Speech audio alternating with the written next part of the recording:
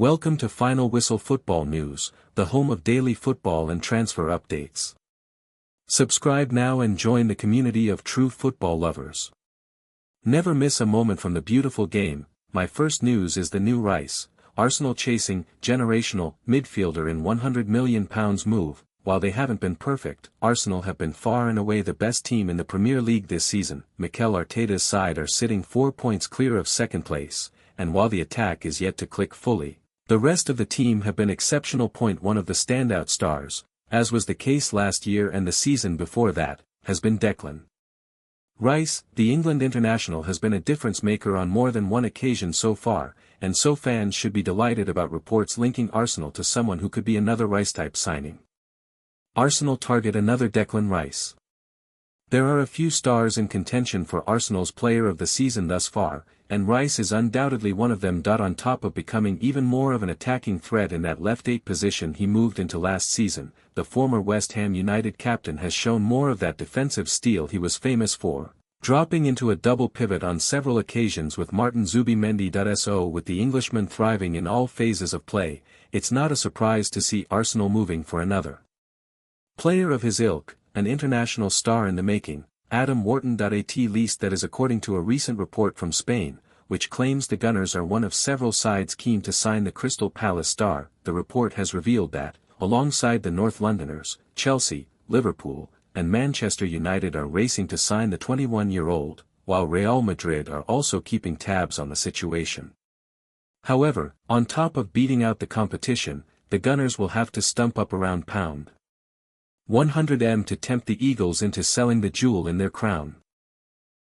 With all that said, Wharton's immense ability and potential make him a player worth pushing the boat out for, especially as he could be another Rice for Arsenal. Why Wharton would be another Rice for Arsenal? Described as the best U21 player in the Prem by one analyst, if Arsenal were to bring Wharton to the Emirates in January, it would be another example of them poaching a highly rated central midfielder from another Premier League side. Moreover, they would once again be taking a non-Big Six London-based outfit's best English central midfielder. Finally, it would be the second time within a 3-year period that the North Londoners spend north of £100 million to do so. Now, beyond what would make the deals so similar, what makes the Palace ace analogous to the former West Ham star? Well, like his older compatriot was at the time of his move, the 21-year-old ace is very highly rated, with former Sky Sports employee Matthew Stanger labeling him a generational talent, and one CONCACAF B-certified coach dubbing him the best deep-lying English midfielder since Paul Scholes and Michael Carrick. While that is indeed supreme praise, it's easy to see where it has come from, as much like the 72-capped England star, he is capable of doing more than just sitting deep and shielding the back four. For example, FBref ranks him in the top 1% of midfielders in Europe's top 5 leagues for expected assisted goals, the top 4% for key passes, the top 5% for through balls, the top 10% for shot-creating actions, and more, all per 90 minutes. Additionally, he has already won 3 senior caps for the Three Lions, and played a pivotal role in the Eagles winning the FA Cup last season, the first major honour in their history. Ultimately, it is still early in his career, but Wharton looks to be a superstar in the making, and under someone like Arteta, could develop into another Rice-type monster. My second news is Karim Benzema. Scoring goals isn't new to Mbappé. Former Real Madrid forward Karim Benzema praised Kylian Mbappé's ability to score loads of goals for club and country. In a recent interview with AS, Benzema discussed various topics related to Real Madrid, including his own future as a football player, Mbappé, and Xabi Alonso. Talking about his countrymen, Benzema compared Mbappé from this year to last year, while also talking about his role and what he needs to do with his teammates.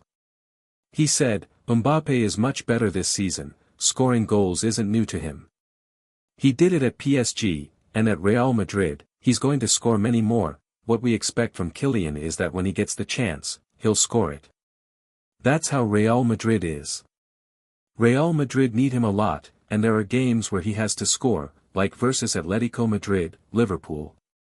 These are teams that sit back, and he has to step up, work those situations. He has to combine with Vini Jr. Real Madrid is waiting for Mbappé for these moments, to bring home the Champions League. I think he can do it with the other players. He can't do it alone. He needs Vini Jr., other players, that's just how it is. I think Vini Jr., Mbappé, Rodrigo, even though he doesn't play much, Bellingham, they have to communicate, one is there to score goals, another to provide assists. We're not going to tell Bellingham to score goals because that's Mbappé's job, nor are we going to tell him to be the number 10 because that's Bellingham's role, they need to talk. He's now better, but he needs to focus more on these moments when Real Madrid needs him because he has everything he needs to do it. Benzema also talked about whether he supports Real Madrid, to which he said, I still watch all Real Madrid matches. The Frenchman, who is achieving a lot with Al Ittihad during his time in Saudi Arabia, was also asked about Alonso, and how well he is doing at Real Madrid, just 6 months into his new job. He said, his style of play is what I like. Pressure, vertical passes. I remember when I played with him, and he's the same now as a coach. He's only been here for 6 months, and he's doing well. Finally, the Real Madrid legend lifted the lid on his plans for the future, and talked about how long he sees himself playing for. He said, I see myself playing football for another 2 years. Winger open to £52 million Tottenham move in 2026. It is no secret that Tottenham are planning to sign a new winger in 2026, as they seek to add further attacking quality to Thomas Frank's squad.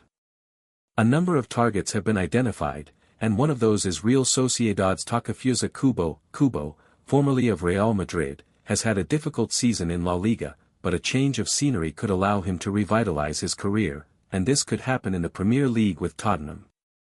Takefusa Kubo showing interest in Tottenham transfer. According to Pete O'Rourke, via Football Insider, Kubo would be tempted by a move to the Tottenham Hotspur Stadium. The player himself could be interested in moving away because it's not been the best of seasons for Real Sociedad in La Liga this year and they have struggled more than they normally do. They're normally more competitive than they have been so far this season as well, and the player himself could be finally interested in making that move to the Premier League. That I think with the price tag involved, that £52 million, it could be an expensive deal to do in January. He's a top player, Kubo, capable of playing on both flanks. He would definitely add something to that Tottenham attack as well.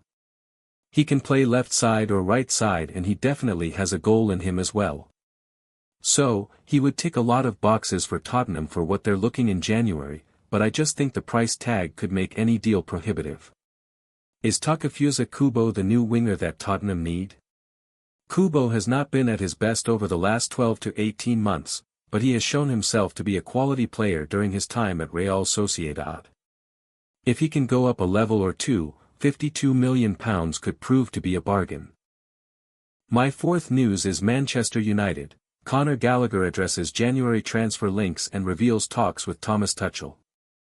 England midfielder has been linked with a Premier League return to boost hopes of making World Cup squad. Conor Gallagher says he has spoken to England manager Thomas Tuchel about a return to the national team ahead of next summer's World Cup. The former Chelsea midfielder has been included in England squads for the last 3 major international tournaments, though has not been called up by Tuchel for any camp this season. A lack of game time at Atletico Madrid is ultimately the reason for Gallagher's omission, having started just 4 games out of a possible 16 across all competitions thus far. Gallagher has not given up hope of representing the Three Lions at the World Cup next summer, but admits regular minutes at club level will determine whether he earns a recall. That's one of my goals, he told Spanish publication Diario AS.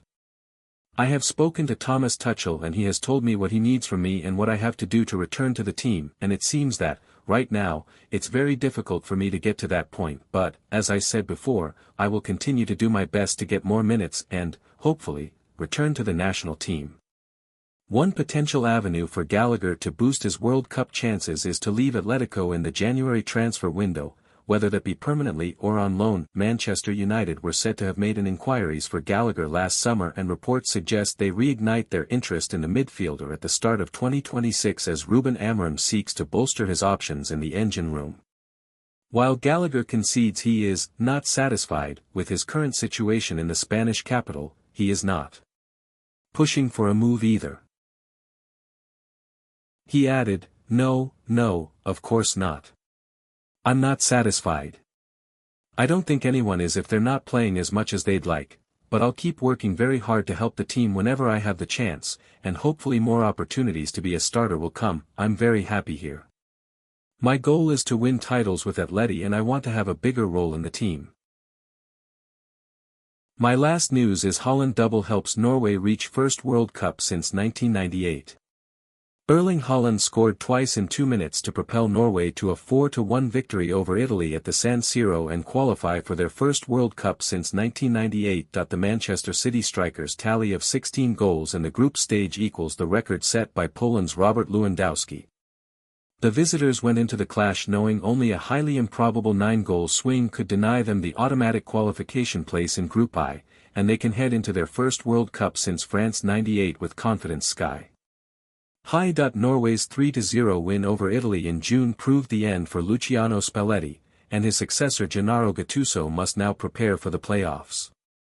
Gattuso recalled his main players, with Gianluca Mancini the only survivor from the midweek win over Moldova, while Christian Thorstvedt came in for Oscar Bob in Norway's only change from their victory against Estonia. Italy were the dominant team in the first half and, after Federico Di Marco had volleyed wide, 20-year-old Francesco Pio Esposito continued his excellent start to his international career with a smart turn and finish in the 11th minute. Esposito headed wide but clear-cut chances were few and far between for the rest of the half, while Gattuso was booked for protesting a decision by the referee. Norway immediately looked more lively after the break and Alexander Sorloth's shot just over the crossbar before the exotically coiffured Julian Ryerson fired wide. In the 63rd minute, the visitors drew level, Sorloth playing in Antonio Nusa, who drove into the box and sent a dipping shot past Gianluigi Donnarumma at his near post. Donnarumma then denied Nusa a second after he had been left alone at the back post before Haaland, who had been given close attention by Mancini, took center stage. Substitute Bob showed quick feet in the box in the 78th minute to tee up his club teammate for a fine finish on the volley. And a minute later the City striker pounced again, this time in the right place to tap in a right-wing cross from Thorstvedt. Matteo Politano sent a shot just wide at the other end, but Italy were well beaten and the gloss was applied to the scoreline in stoppage time when substitute Jørgen Strand Larsen of Wolves was played in down the right and beat Mancini before curling a shot beyond Donnarumma. Thanks for watching. If you enjoyed the video, make sure to hit that like button, subscribe to Final Whistle Football News, and turn on notifications so you're always in the loop with the latest transfer news and rumors. 1 more thing, what are your thoughts on these updates? Comment below.